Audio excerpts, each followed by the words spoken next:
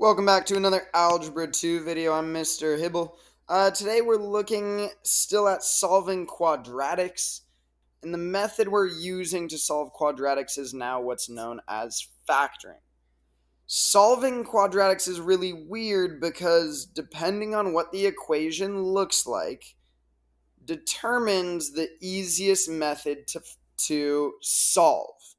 So in the last video, 3.3, we looked at examples where we had quadratics that we had x squared plus or minus some constant, and we could solve that. Notice in the equations that we looked at in the last video, there was only one x term involved. Well, what we're going to be looking at is solving quadratics today by factoring. These cases, we want to utilize factoring in the case where you have not just an x squared, not just the quadratic part, but we also have some sort of other x. Maybe x squared plus x. Maybe x squared plus x minus 30. Okay? We're going to be using factoring whenever there is more than one x term. Okay, more than one.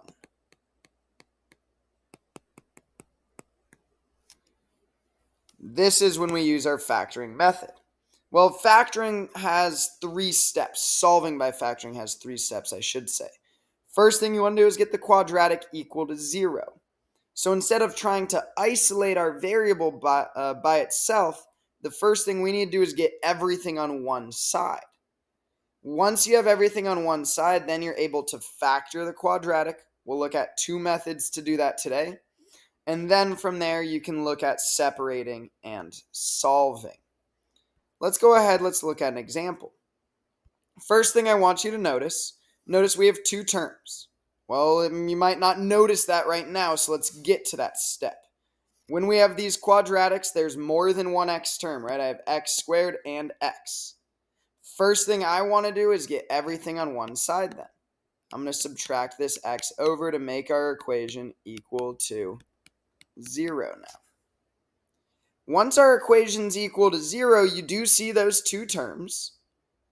For right now, the method we're going to use whenever there's 2 terms is GCF. That's the greatest common factor. So what we can do is we can find all of the factors of 12. We can find all of the factors of 3, just creating a list of each of the values that multiply into them. If you don't know your factors, remember you can use your calculator to help you find them. You could type in the number 12, divide it by 1. That gives you 12. Divide it by 2, that gives you 6. Divide it by 3, that gives you 4. Right? To find what multiplies into something, you can take that number and divide it by a bunch of different things. So looking at our list then, we want to know what is the largest thing that goes into 12 and into 3. And what we notice is that value is 3 itself. So what we can do then is factoring is this idea of putting something into parentheses. It's this idea of undoing distribution, undoing that multiplication. Well, if I'm undoing multiplication, that means I should be dividing. I can divide both terms by 3. Okay, but if I divide both terms by 3, we need to pay attention to the variables as well. Notice I have x squared, I have x. How many x's can you take from each term? We want to take the same amount, so we could take a singular x from both. Since we're undoing distribution, that means we're going to create some parentheses. Whatever we're dividing by is what's going to go in front. And then let's see what we end up dividing out. Well, 12 divided by 3, if you use your little chart on the side, that would give you a value of 4. We started with x squared. That was 2 different x's. We divided one of those out, so we got rid of a singular x. So that left us with 1x remaining. 3 divided by 3 is 1. X divided by x, well, we had an x. We divided that x out, so it's gone now. Don't forget the sign in the middle. Step 1 was get our equation equal to 0. We did that. Step 2 was factor. We used GCF to factor this one because there were 2 terms. Step 3 was take each of your factors. Take what's in front of your parentheses, take what's inside your parentheses, and set them both equal to 0. From there, we can go ahead and solve, moving everything to the other side and getting our final answer.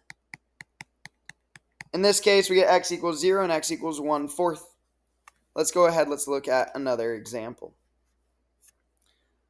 This next example, what I'm noticing is, again, our equation's not equal to 0, but I'm also noticing x squared and x, right? When you have more than one term that has x, 2 different types of x, we need to get everything on one side to see if we can factor it. Add the 8x over, combine it with its like term. In this case, 12x and 8x combined, giving us 20x. Once it's equal to 0, factor out the greatest common factor. So if 8 has the factors 1, 8, and 2 and 4, 20 has the factors 1 and 20, 2 and 10, 4 and 5. What I notice is the largest thing that goes into both is 4. So we can divide that out.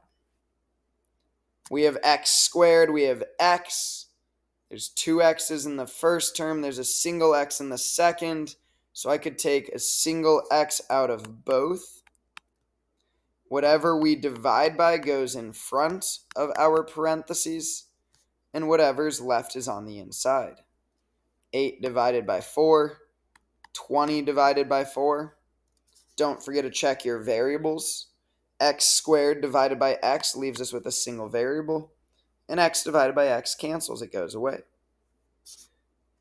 So at this point then, now that we've done that, we still need to separate and solve. Once you've factored, don't forget to actually solve. We're trying to find the solutions to these equations.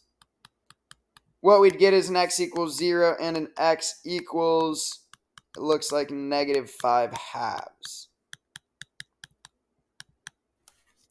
Okay, so looking at that, those are our two, that is our factoring by GCF. That's our method we use when there are 2 terms, okay? Our method for 2 terms. Well, we might get a case that's not just 2 terms. We might get some cases that are 3 terms. X squared, x, and now we also have a number as well. We also have a constant. Well, whenever that's the case, what you want to use is what I call the ABC method. A, B, and C are simply the numbers in front of your variables and whatever your constant is. A is the number in front of x squared, B is the number in front of x, and C is just the constant. So in order to factor then, we have to use a different method. A lot of people show this method in different ways. The way I show it, though, is very straightforward. I create a table showing exactly what we're looking for. Some people use an X, whatever. It does not matter how we show this step, but the idea is all the same. What we're trying to do is find 2 values that multiply to A and C, but those same 2 numbers, the exact same 2 numbers, have to add to B. Well, all of the cases we're going to look at realize A is just going to be 1. So really we can think about just what multiplies to C for our cases right now. If we did have an A value other than 1, then we would have to change our process a little bit. But we're going to use a shortcut because our A value is 1. Okay, just understand that. Our B value in this case is 9. Some of us might know right away what multiplies into 20 but also adds into 9. But if not, start to just find all of the factors of 20, right? We need to know what multiplies to 20. Here's each of our factors. But now look at each of these pairs. Which of them also add to a value of 9? Well, 1 and 20 don't. 2 and 10 don't. 4 and 5 do. Once we do that, what we are doing now is just taking a shortcut. We'll talk about some of this math later in Unit 4, why these things actually work. But right now, we're just going to use this shortcut and jump straight to our factored form. What we would end up getting for our factored form is x plus 4 and x plus 5, with our parentheses right next to each other, showing that our parentheses are multiplying. All we did is took our parentheses, 2 sets of them, and put 4 and 5 in the parentheses, either adding or subtracting with our x. Just like before, though, once your equation was equal to 0, we factored. We did that. Once it's in your factored form, though, our last step was to separate and solve. So I separate the x plus 4, the x plus 5 to 2 separate equations, and I solve. We get negative 4, and if you subtract the 5 over, you get negative 5. ABC method is a little bit weird. We needed to find what multiplied to 20 and added to 9. Let's look at another example, though. Notice x squared and x, so I have to factor. That means I need everything on one side. When we do that, now my equation's equal to 35.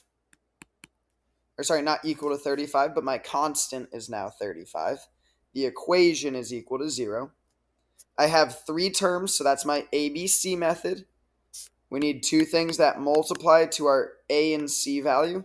We really just care about the c because our a value is 1. And we need to know what adds to our b value. Okay, so now we have that. We have our table set up. We just need to know what values actually work. Well, one thing I want to talk about on this problem is notice the value that we have to multiply to is positive. There's 2 cases that work for that. We saw the first case. Multiplying to a positive, both your values, the 4 and the 5, can be positive. Well, on this one, we need to multiply to a positive number, but add to a negative number. Well, the only 2 ways to multiply to a positive are if the signs are the same. They're either both positive, a positive times a positive is still positive, or if they're both negative. A negative times a negative is positive. Since we have to add to a negative value, I know both my values must be negative. Negative 5 and negative 7 would multiply to 35. And those same 2 numbers would also add to negative 12. Once we know our 2 values, we can put that into our factored form, separate, and solve.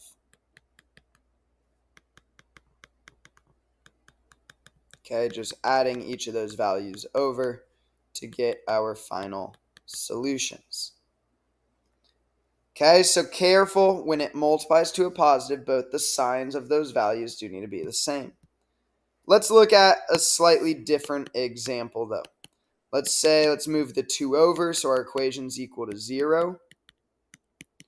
But notice on this one, when we look at our a, b, and c, we now need our equation to multiply to a negative. Well, the only way you multiply to a negative is if one of the values is negative. Okay, let me just write down each of the factors of 48. I believe that is each of them. So we know that one of our numbers in each of these pairs needs to be negative. Here's a little bit of a hint. The bigger value always takes the sign of what it adds to. So it multiplies to a negative, one of them's going to be negative, but since it adds to a positive, the bigger numbers are going to be positive. That means all of the smaller ones are negative here. Well, now play around with these. See which ones are going to add to positive 2. 1 and 48 won't, negative 2 and 24 won't, and if you go through your list, you find negative 6 and 8 do. Put it into your factored form, just adding or subtracting the value using the sign that we chose originally. Once we have that, we can separate and solve. X equals negative 8, it looks like, and x equals positive 6. That is solving by factoring. 2 different methods. Pay attention to the amount of terms. 3 terms ABC, 2 terms GCF. Make sure When we are solving by factoring, you get the equation equal to 0 first.